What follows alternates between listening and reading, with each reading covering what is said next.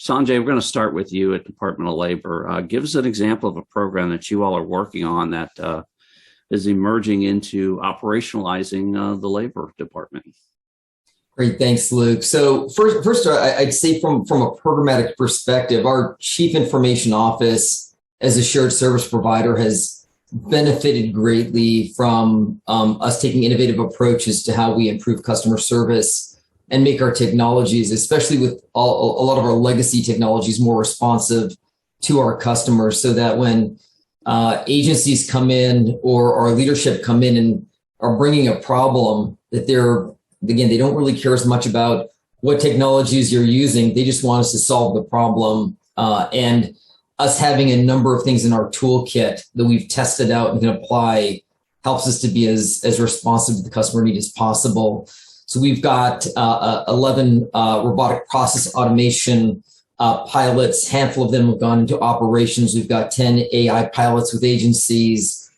And I'll give you an AI example where we started to innovate in the cloud using AI services like speech to text, text to speech, translation services, form recognizer services with a lot of our native cloud technologies that have AI built into them. And we're seeing a lot of real benefits in some, others we're finding that they're not as mature. And so with like form recognition, for example, we worked with one of our agencies to pilot how AI form recognition could speed fraud assessments and beneficiary determinations for our claim examiners. So in our current state, our examiners would spend significant, considerable manual hours sorting through and comparing forms instead of fully focusing on beneficiary customer service, empathy for our customers, faster determinations, and using some of our AI cognitive services that we have in our native environments.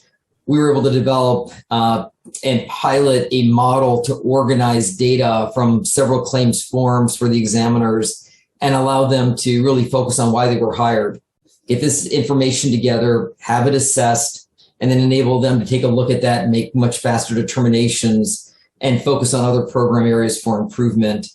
So that's an example of real needs in our organization, and only because we have these kind of systems in place to proof of concept pilot and really assess where will this add value versus where is this liquid in paper, but it doesn't necessarily translate into that benefit for some of our important workers here at DOL. Really makes a difference in applying good solutions that we know are actually going to work.